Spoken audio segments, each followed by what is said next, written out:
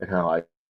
Welcome. Good evening. This is the meeting of the Inner Circle. We are here now with my special guests, and tonight we're going to be talking about whatever we feel like. But I was hoping to get the ball rolling by talking about the isekai genre, which is one of those genres that comes over to us from Japan, and maybe talk about what's wrong with being a snob, because I've always been very proud of the fact that I'm humble, and I look down my nose at snobs because I consider them to be my social inferiors. And the reason I said it is because some people seem to think that isekai stories are just escapist trash, and I have found if my understanding of what is included in the definition is correct, and that's a big if, I found they're just as varied as the some of the fantasy stories of the West. I was just having a polite debate with someone who thought that a Princess of Mars was an isekai fantasy, and I found that a little hard to swallow, only because uh, no one really has the authority to make a prescriptive definition. A prescriptive definition is a definition like you have in geometry, where you say any plane figure of three straight lines is a triangle by definition, where you define it in terms of the genus it's in and what characteristic differentiates it from other members of the genus. And usually those definitions are hard and fast. Most definitions in real life are descriptive rather than prescriptive. There's just certain things that we see that they have in common. Am I not loud? Can you guys hear me? I can hear you just fine. Okay. Because I just got a note from I think you saying the microphone's not plugged in, volume's not turned up. Oh, that's Mr. Wheeler. Okay, maybe he can't hear me. I don't. Can you hear me, Ben? Mr. Wheeler, are you there? I can't hear anything from him.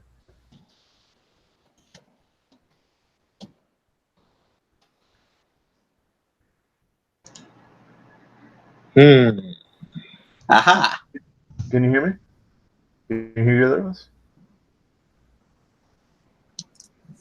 Hello. Oh, I think he dropped out. I think he will be rejoining us here. He probably is doing. Let's see. We can hear you. Okay, I think everyone can hear each other now. Is that correct? Because I can hear you. Yes. And someone else just joined, whose name confusingly enough is John. Hello. Hello. Welcome. You might want to turn off your camera so we can save on bandwidth. But you don't have to if you want to show your lovely face. We were just getting started. We had nothing had been discussed yet except whether or not our microphones were plugged in. I was just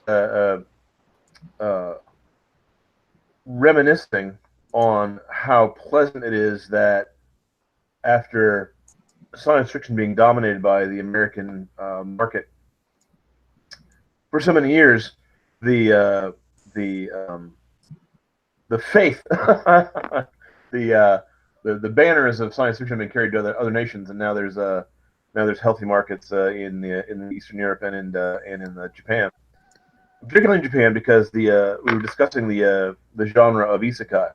I was in a polite debate with a gentleman online just a few minutes ago, which is why I'm thinking about this right now, who was claiming that the isekai genre included a Princess of Mars, which I've always heard described as a subgenre called planetary romance. Now, whenever you're discussing genres, of course, you're dealing with a descriptive rather than prescriptive definition. You're talking about things where there's a certain family resemblance. I've often voiced my own private theory that instead of trying to define genres in terms of what their salient characteristics are, you'd be better off saying who the guy was who founded the genre, and just say, to the degree that people imitate the various tropes and problem-solving tricks that author used, they're in the genre. Like anyone who impersonates Tolkien is doing a Tolkien-ade. Anyone who impersonates an Edison aide is doing an Edison aide. Anyone who writes military science fiction is doing a Heinlein-esque a Heinlein aide. There's some problem with my theory. One of which is that the certain authors like Edgar Allan Poe created more than one genre of storytelling. Generally, though, there's a family resemblance. There's certain elements you see in common with the story.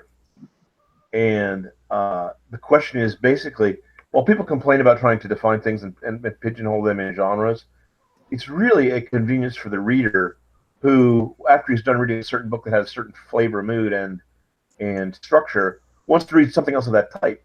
And so the question is, what's the characteristics that make it that type? Or to avoid something of that type. Or to say again? Or to avoid something of that type. That's yeah. right. If you want to not read any paranormal romances, think they're science fiction. For example. I'm not sure why that example just popped up out of my head, and yet it did. So isekai books. Now, I've never heard anyone actually sit here and define the term, but I've heard it used for things like that time I got reincarnated by slime in the anime, Overlord, another one, Sword Art Online, Rising of the Shield Hero, Konosuba, God's Wonderful World, and all of them have in common. Whoever's banging, please turn your mic off. All of them have in common the normal main character, usually a nebbish, usually a guy of no particular outstanding properties or qualities, who is usually a fanboy. Not always, but usually a fanboy who has an encyclopedic knowledge of gaming and Dungeons and Dragons and fantasy world lore, but no real world experience. Teleported suddenly into a fantasy world where his knowledge is he suddenly has unique inside knowledge into the world he's in. Someone is still hissing at me. I hope one of you will. I hope someone else will turn his mic off. Maybe it was John. I'm not sure. And the reason why I think it's different from a Planetary Romance is this. Planetary Romance to me looks like a Princess of Mars and its many imitators, where someone is taken, where a heroic man who finds his no longer fits very well into the modern world with its comforts and its safety is teleported to a world that has a medieval flavor to it, a swashbuckling flavor, because they have sword fights, even if they have a more advanced technology. Whether or not they do, they don't. They still have to have kidnapped princesses rescued by dashing swordsmen. And he usually ends up running the place. Now, in the isekai that I've seen, and I completely agree. My knowledge may be quite limited, but I'm familiar with at least 6 or 7 of these stories. I don't know if that's enough to actually hold forth an opinion. But unfortunately, I'm an opinionated man, so I'll base my opinion on what I know, and then if I learn more, I'll change it. In one of my favorites is called Gate, where a fantasy world erupts into the middle of Tokyo through a literal fantasy portal, makes an attack, kills a bunch of civilians, and the Japanese self-defense force rides to the rescue. And unlike every Godzilla movie ever, they completely kick the butts of the attacking magical forces, and there's no contest. The modern military just rolls over them, and that power imbalance is maintained when they chase the bad guys through the gate and set up an encampment on the other side and start to debate annexing the territory and getting natural resources such as coal and oil in the ground that the natives don't use. The natives have magicians, dragons, the whole 9 yards. It's a fairly generic fantasy world. Gate is different from some of these others because it has a slight grittier, edge to it. It emphasizes some of the darker aspects of medieval or ancient world, life in the ancient world. but I noticed that the main character, equipped with Mr. Smith and Wesson, not the real gun he's using. He's a Japanese soldier. I don't know what his firearm would be. Really can beat any swordsman on the planet by mowing him down with a Tommy gun.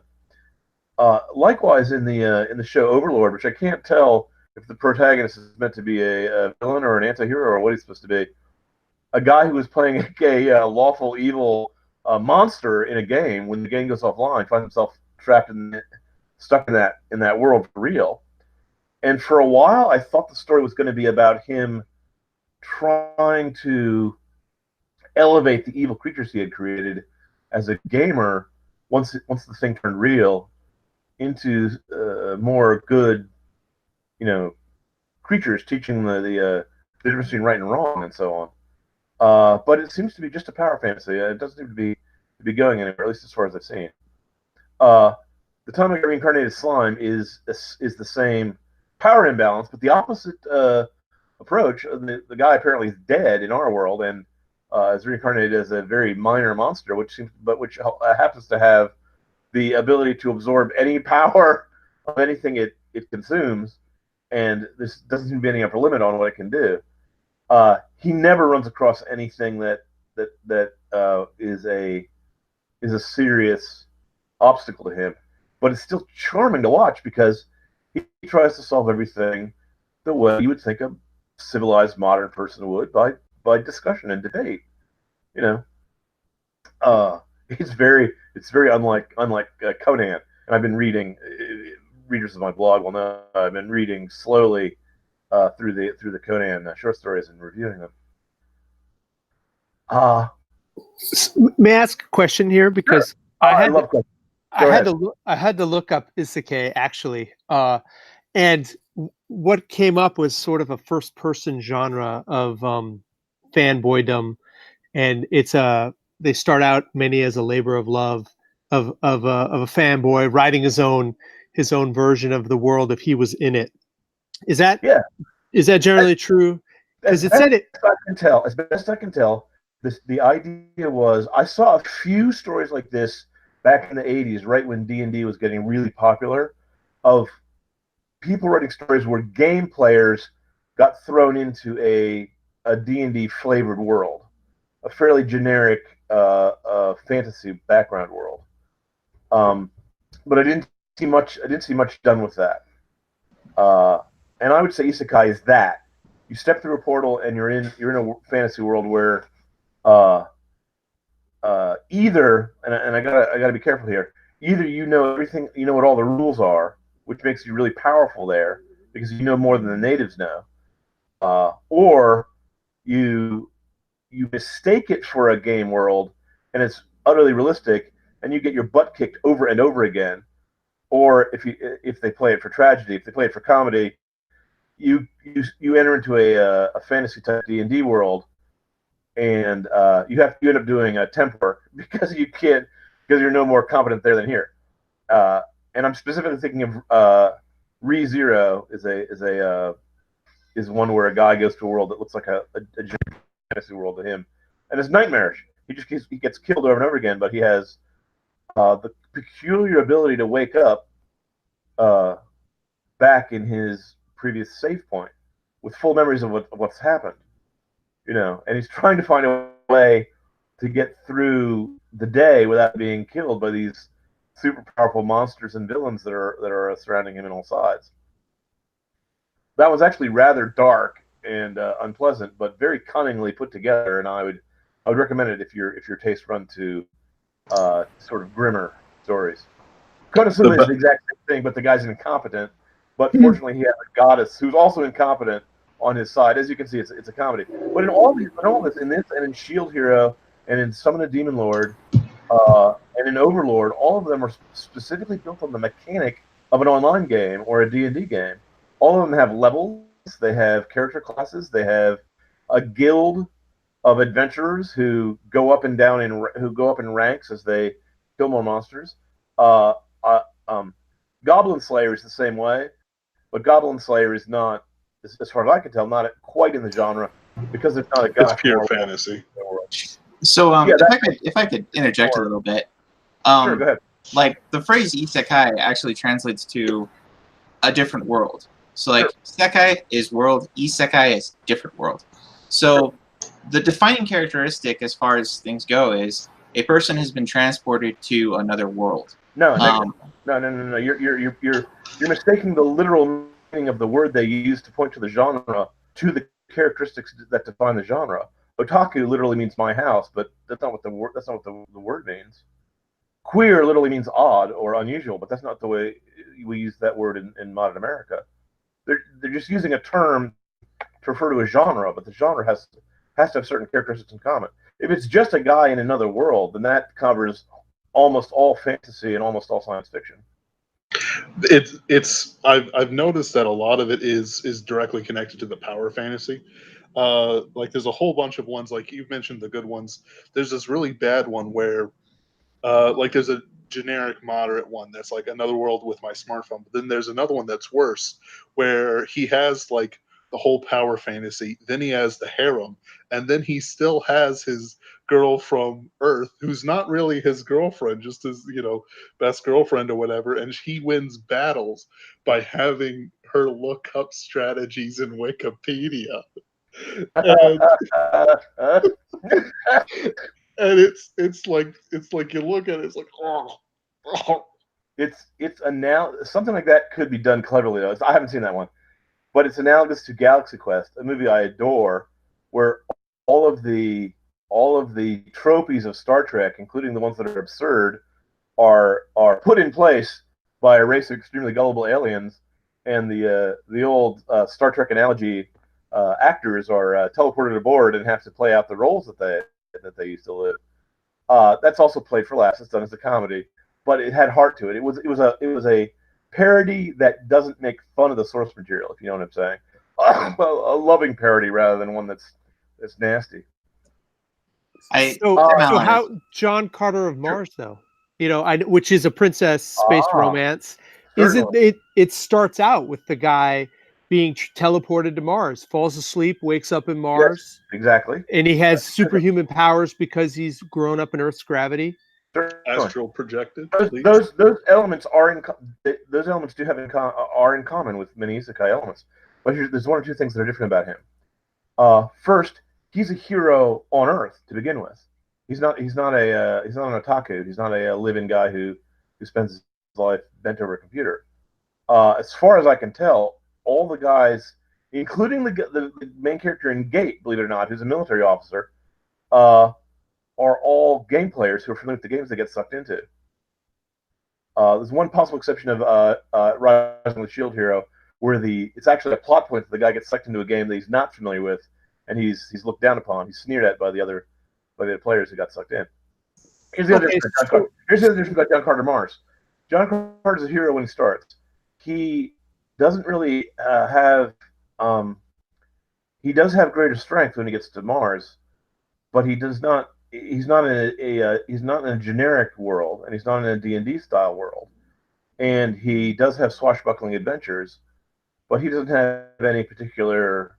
He certainly doesn't have any magic powers on his side, like the people in Overlord, Konosuba, ReZero, Reincarnated Slime, I know Summon a Demon Lord, Shield Hero. So to me, it looks like a different genre. For one thing, there's one true love for him on that planet, which is why Mars, as it's described, is Valhalla. It's the heaven of fighters. It's the place where everyone abides by a strict rule of courtesy and chivalry in warfare, except for the villainous element of the North Pole. And you settle things by sword fighting. He also tied together a number of elements rather nicely.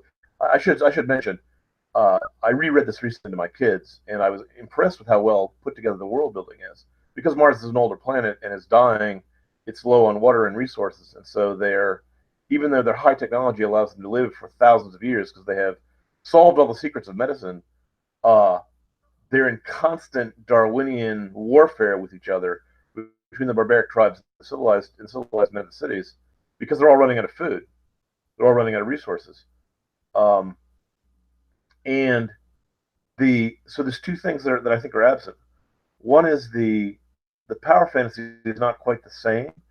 Carter is more powerful than the Martians because he's like a Kryptonian would be on Earth. In fact, Superman was as far as I understand it, was based on Princess of Mars. And two, he was a prospector and an Indian fighter, and before that a Civil War veteran, and before that had fought in many other wars for many a year before he goes to Mars. Mars to John Carter is something like the next frontier. He's just a frontiersman who is fighting when he gets to Mars. He faces the Green Man. So there's no question there's an overlap between the genre. I mean, if there was an overlap, I would not enjoy both of them. But I do think there's a difference between a planetary romance like that and an isekai story, and that and a space opera. There's an overlap. I hope you'll agree between something like Princess of Mars and something like Star Wars. But I do think that it's not unfair to say those are two slightly different genres. They're within the general genre of science fiction. We have to agree, but the certain things give Star Wars a space opera flavor that you don't see in John Carter Mars. For example, in John Carter Mars, there's no planetary destroying super weapons. There's no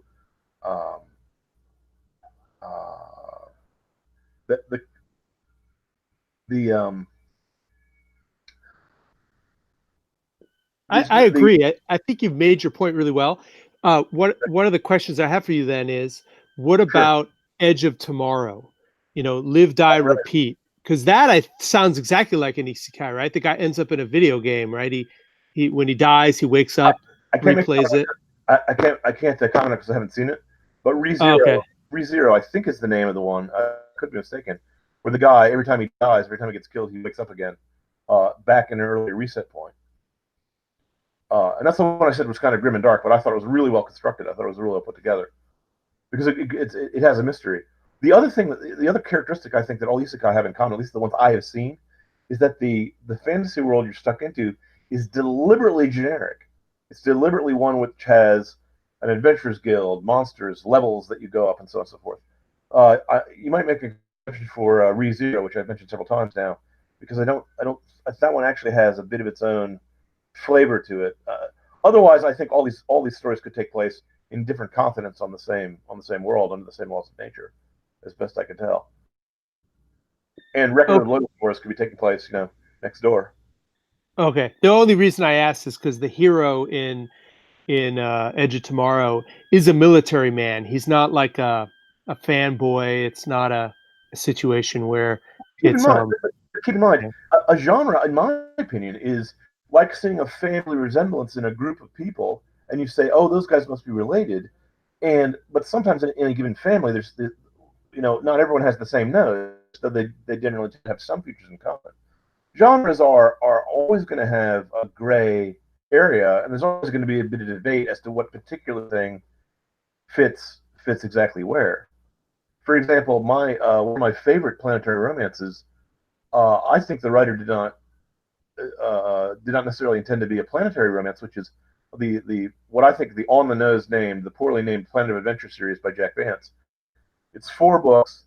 It's about a space scout who gets shot down on a foreign world and is shocked to find there's human beings living on it, because it turns out that 4 different alien species raided Earth in the prehistoric past, captured humans as livestock, and bred them to be their own servant races. And over the generations, the various different breeds of humans have taken upon themselves the psychological characteristics of their master races, of the people they're serving. And so they don't quite think like humans anymore. It's a really eerie and a clever setup for an adventure story. The aliens still have control of sophisticated technology, energy weapons, and so on. But the humans, when they fight with swords and spears and bows and arrows. And so there's plenty of room there for a lot of swashbuckling adventures. And sure enough, there is a space princess involved. Though being a Jack Vance story, spoiler warning: the hero never gets the girl in a Jack Vance story, except maybe one. It's not usual for him. So an isekai story that you can write it and change 1 or 2 of these elements, and I think it would still be considered the same kind of thing. It's basically the kind of thing where if you read these other stories or if you saw these other anime, would you be in the mood to see that one if you wanted more of the same? That's what I think. That's what I think makes a genre. And I don't think there's ever a hard and fast rule that puts one thing in one genre as opposed to another, because for one thing, a writer can always try to make something that straddles the line if you draw a line too sharply. Like I said earlier in the discussion this evening, it's not a prescriptive definition; it's a descriptive one. So, having not seen that one or having not read that story that you're talking about, I can offer no opinion about it. And even the word isekai, I only came across when I heard people discussing these various stories that I rather liked. And I like them for the exact reason that I think other fans like them. The power fantasy of, if I fell into one of my own stories, or if I and a group of my friends visited the Marvel Comics universe or visited the DC universe, those of us whose brains are chock full of completely worthless trivial knowledge about comic book characters, we would suddenly be the most dangerous men on the planet, because I know who Clark Kent really is. See, I know I know where I know Mr. Baggins has the One Ring. I know where the One Ring is. I mean, come on! If you can't parlay that into some political capital, you're not very intrigued. You're not very, I think, straight in terms of intrigue. So, I think almost any fan who has experienced the sensation of immersing yourself in a book or a story that you really like likes the idea of it really happening. But I do have to say, I think it's not an easy genre to write in to do something that's not. It's hard to get deep with that because it is kind of a power fantasy. I mean, it's like comic books. There's some comic books that are deep, but it's not easy to do. It's harder to do deep. I found that out on my last when I tried to write a planetary romance. It was called Lost on the Last Continent, and I'm publishing it one episode a week for the next up until I think August of this year. And I have to tell you, my hat's off to Edgar Rice Burroughs and to other people who write in that genre. It's harder to do than it looks. Because for one thing, you want to keep the pacing up, which is hard because that means you have to cut back on things like description, character, setup, things like that. You want to get the action started immediately. You want to make the character likable, which is also hard to do if you're not going to do much background on him. And trying to introduce him into the advantage of the whole advantage, and the reason why everyone does this is if you take an Earthman and put him into the new world, then it's a lot easier for the reader to identify with the Earthman. Usually the Earthman is not an Eskimo from Earth or a Chinese Mandarin from the 13th century from Earth, but is a guy from the reader's general nation and background. Because that way I don't need to explain to the reader anything about what that guy is like. Say, the reader will just automatically fill in the blanks for himself in his imagination. But that's why all the isekai heroes are otakus. Yeah, they're all otakus. They're all guys like me. But the difference I thought between isekai and something like Princess of Mars is, and I said this before, forgive me if I'm repeating myself, is their worlds don't need to be described or defined to anyone. Everyone who goes in there knows what a dragon is already. They already know what a high level as opposed to a low level guild adventurer is, the Adventurers Guild, and so on. And my hat's off to them, because if you're doing isekai, how can I say this? A lot of people look down their noses at trophies, and I do not. I consider a trophy to be one of the tools in the tool shed of the part of the backstage machinery of when you're trying to create your illusion for the audience. And I've said it before and I'll say it again. Writers are like stage magicians. We're trying to, with your cooperation, with your help and cooperation, we're trying to create a hypnotic illusion that you think something is real that is not real. So we try to hide the elements that make it, actually ridiculous, and we try to put forward the elements that are the most alluring, that will make the reader or the viewer most willing to enter into the illusion. If you understand, if you follow me what I'm saying. And every illusion requires machinery. Every illusion requires smoke and mirrors.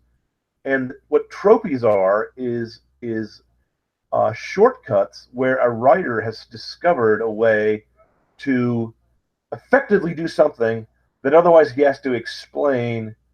And every time you explain something, you run the risk of breaking the spell. You run the risk of hindering the willing suspension of disbelief that the readers are willing to suspend for the sake of the story, as long as they're being entertained.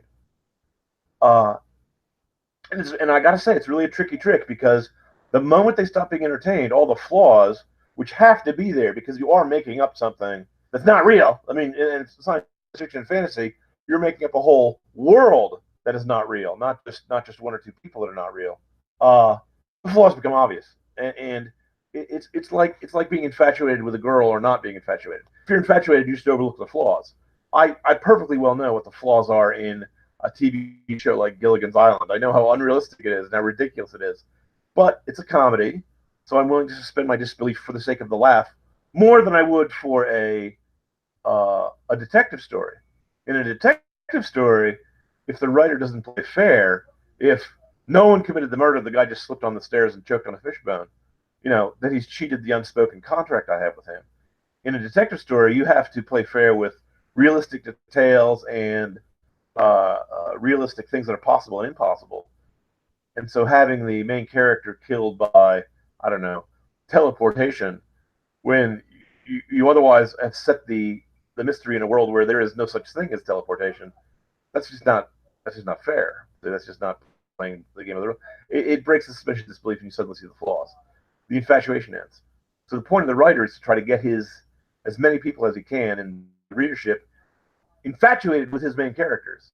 You see, that's why something like the Harry Potter books, which as a fantasy writer, I could point out the flaws of what if you had a society that had truth potion, certain things would also have to be true. But as a fan, if I like the characters, if I like Ron and Hermione and Harry enough, I'm just going to overlook that stuff. You see what I'm saying? How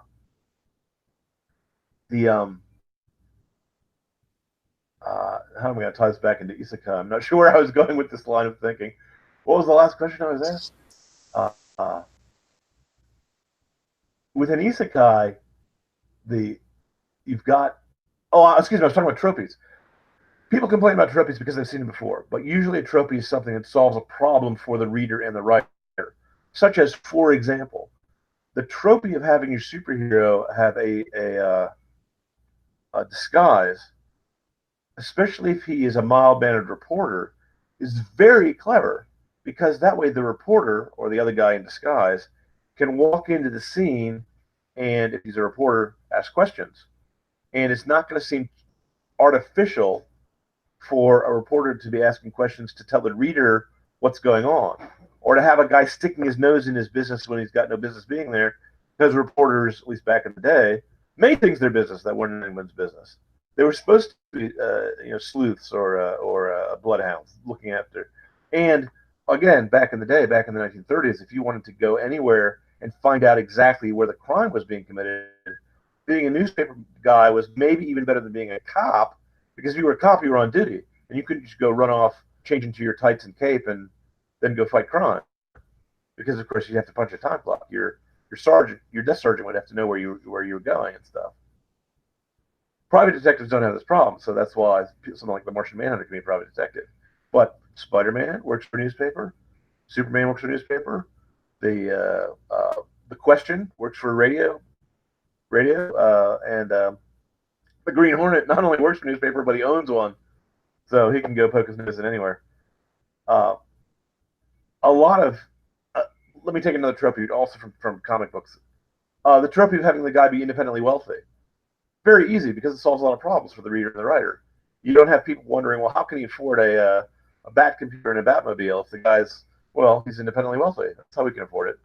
The earliest example I know of is from Zorro.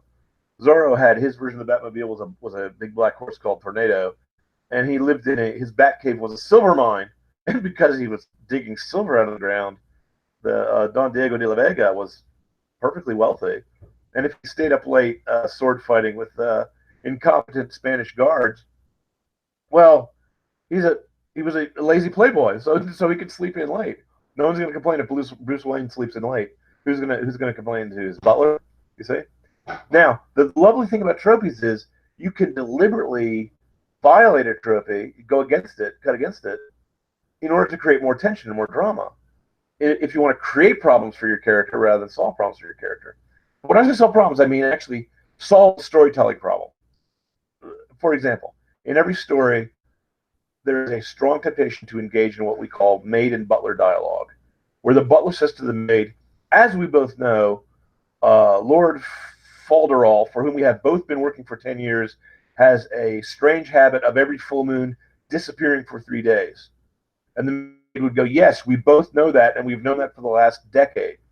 You know, as we both know, here in the fictional world of the United States of America, we abolished monarchy, and instead of having a king, we have an elected representative democracy similar to that of ancient Rome. Yes, I do know that. Thank you. I'm going to get into my internal combustion engine now, which is a type of horse carriage. You can see people don't talk that way, okay?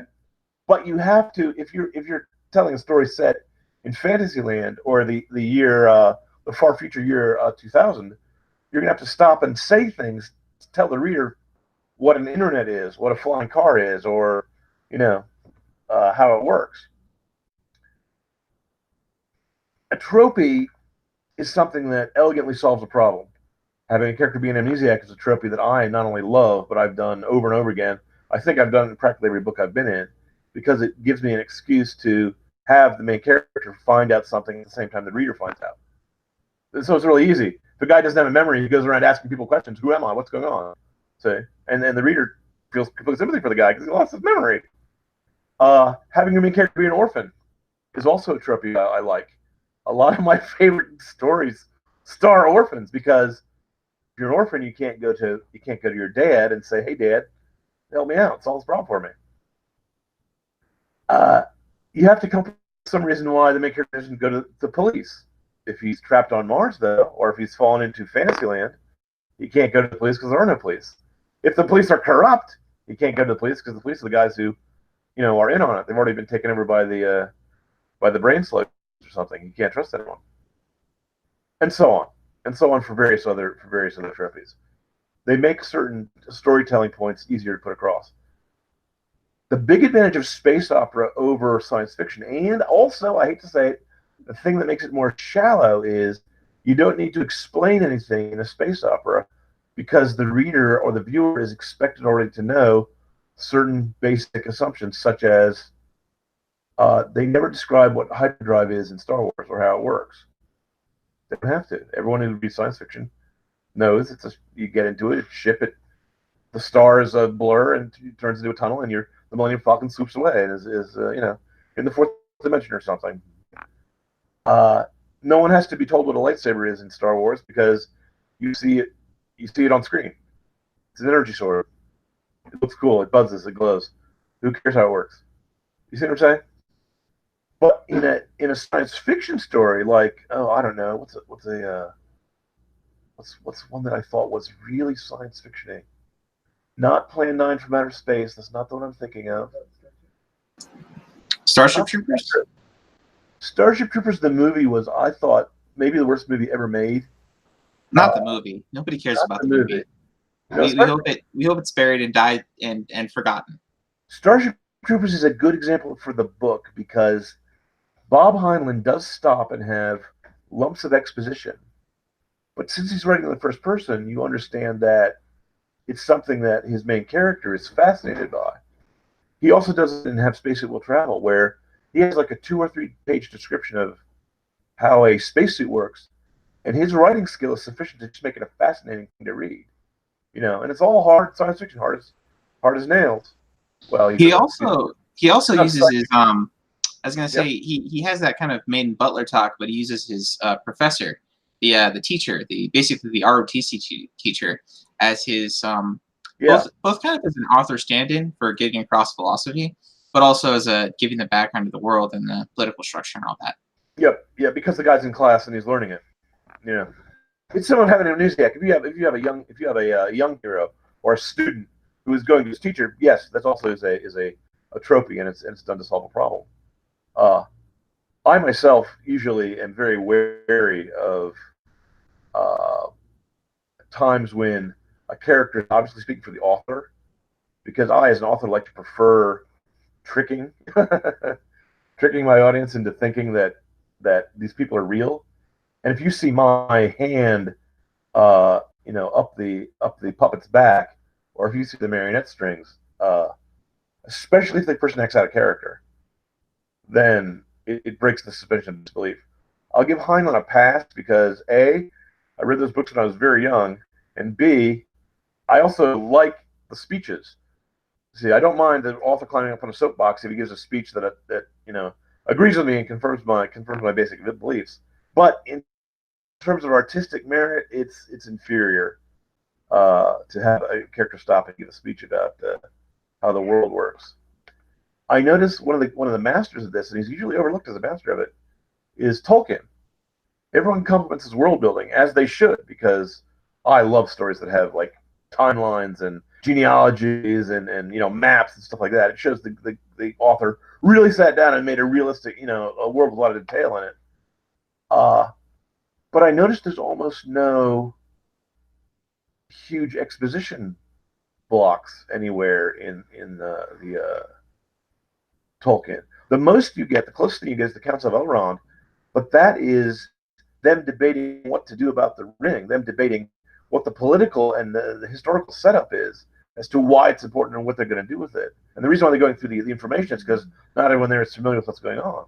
So that's Isn't that a trope though, to have the wise wizard? Certainly, Yeah. and to ask him for advice. To have He gets to explain it to the hobbits. Yeah, it's basically explained to the hobbits. That's right, because the hobbits are basically the stand-ins for the modern men. Oddly enough, the men in Tolkien are not the stand-in for the men. The hobbits are, because they're more like us.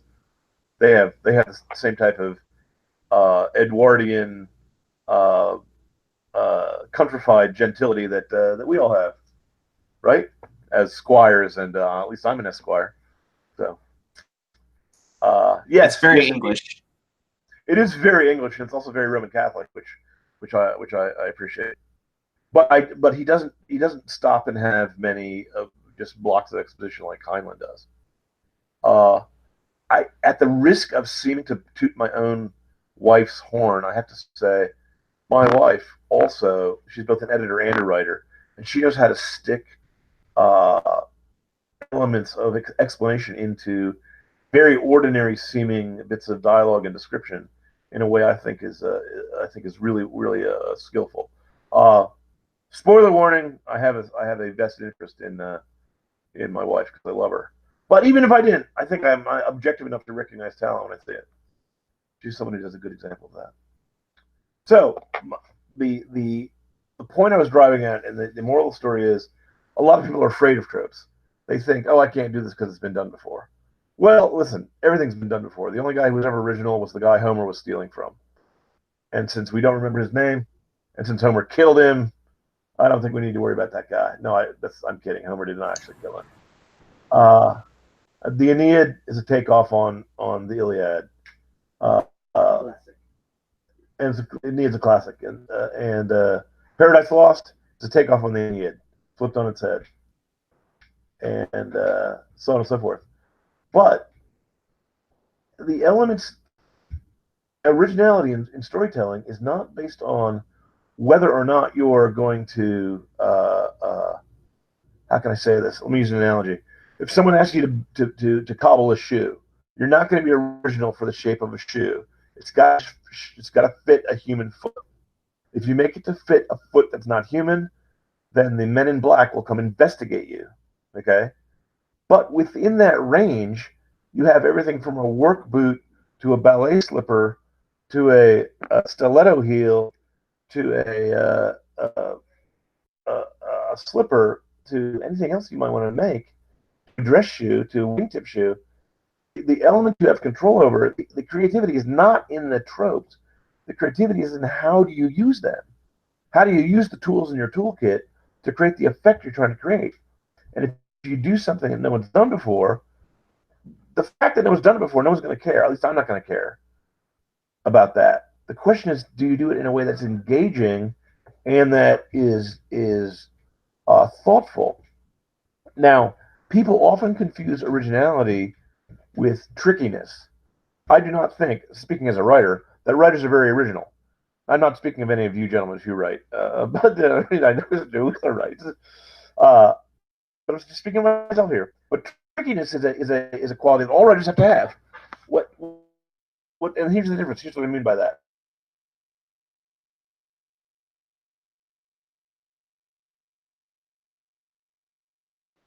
Now you've gone silent, sir.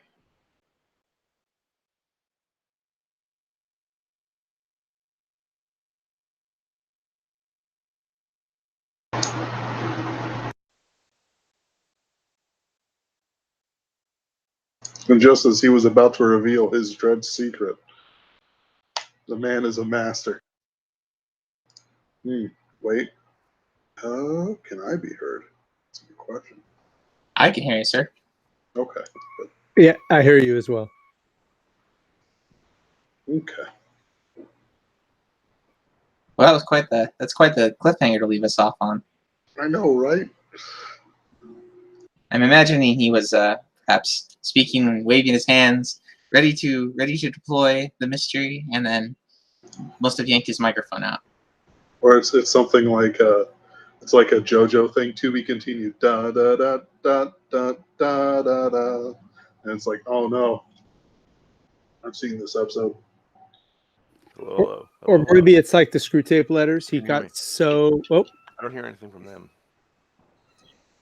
Do you hear us?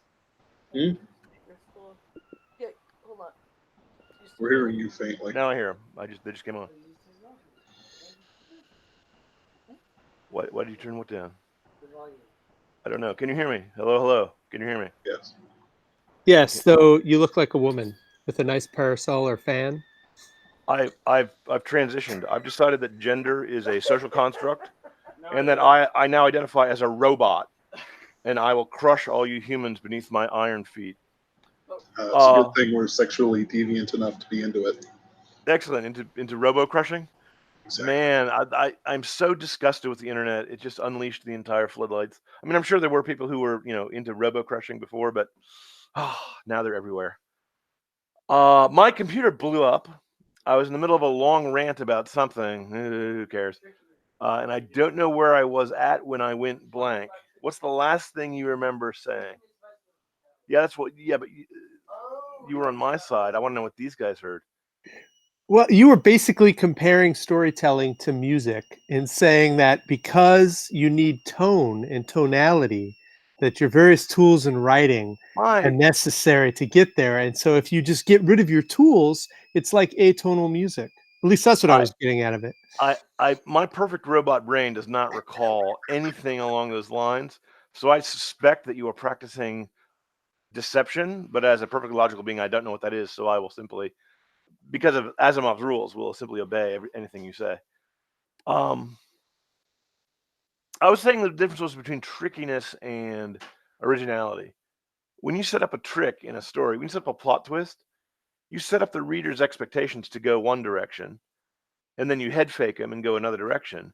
But you have to have enough of a setup so that once the plot twist happens, looking back, it will seem inevitable, because then you'll say, "Oh yeah, that now falls into place. Oh, that's why that guy was carrying around a giant oblong box. Oh, that's why his name was Aculard.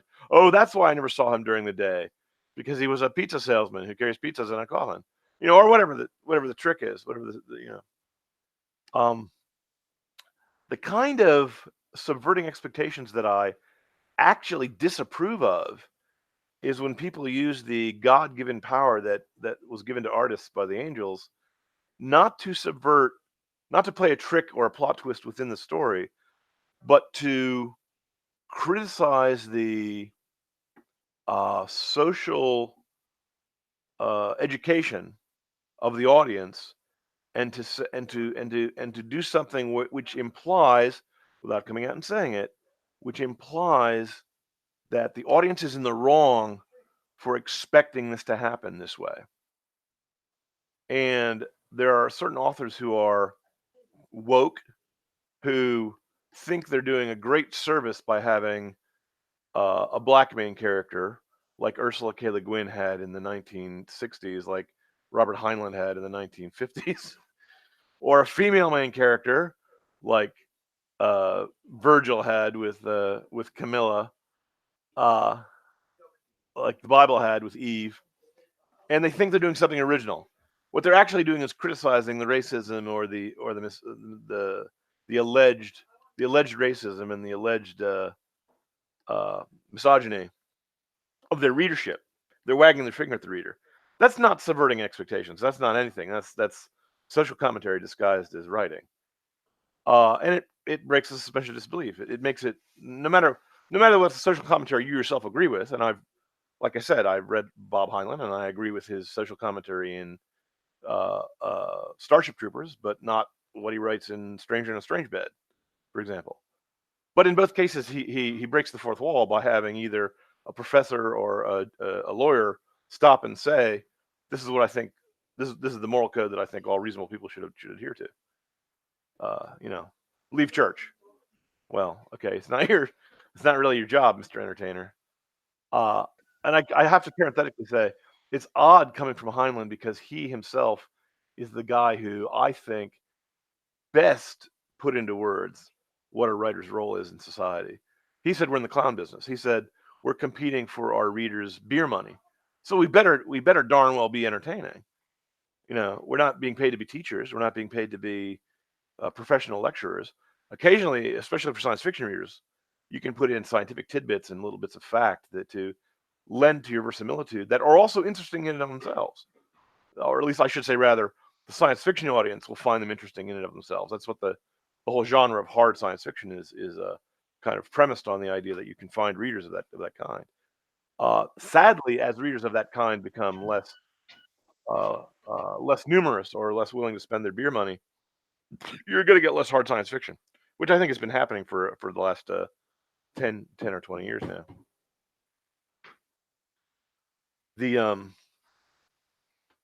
I certainly don't object to social commentary in science fiction or fantasy. It's all over the place, but I do object to the when it takes over the story, when it becomes when it breaks the suspension of disbelief, especially when it starts to cut against the story.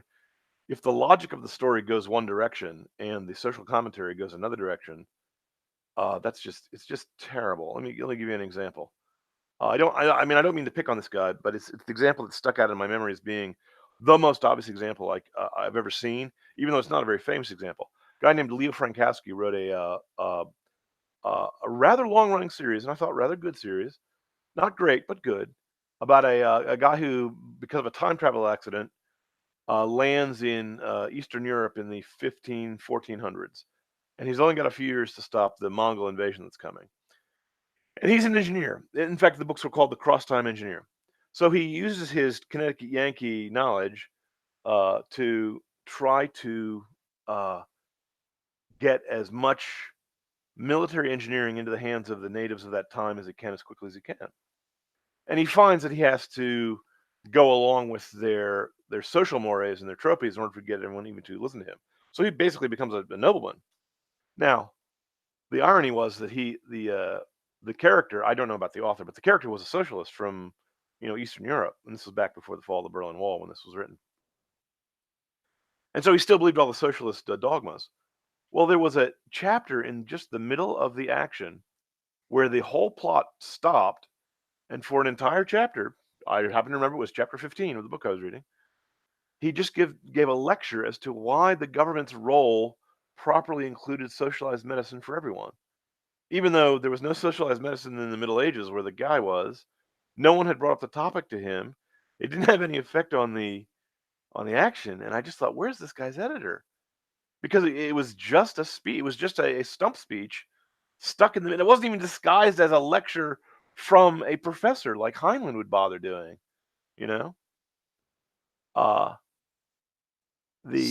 So what's your take on T.H. White and Merlin?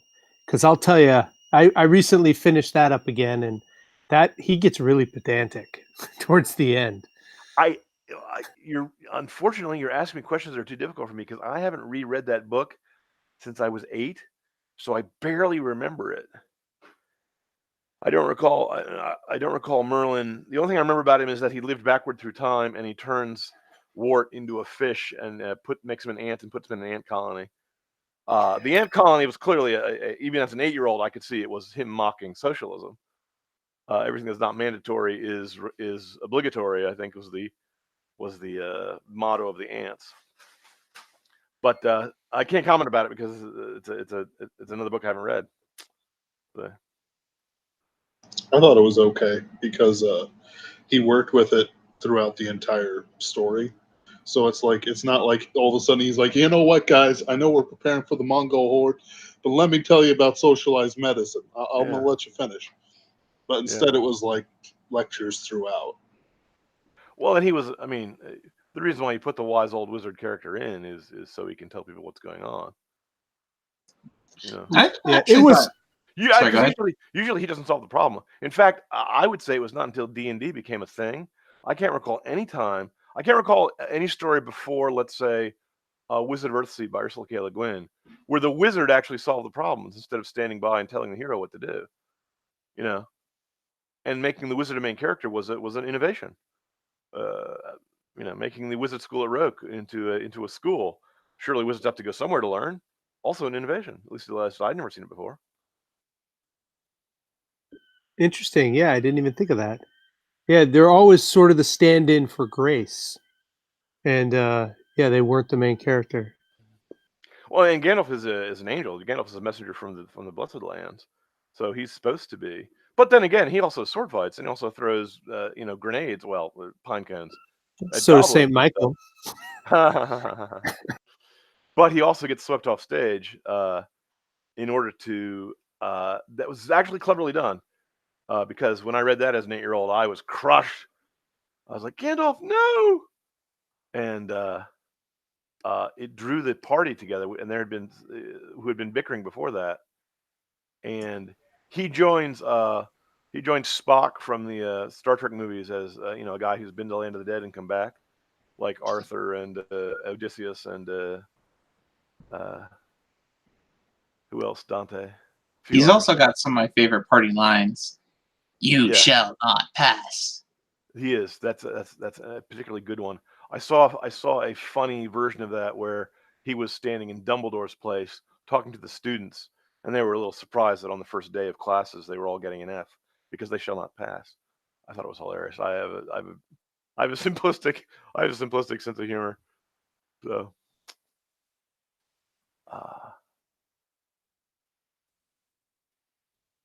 now here's the thing interesting that I thought interesting about Harry Potter.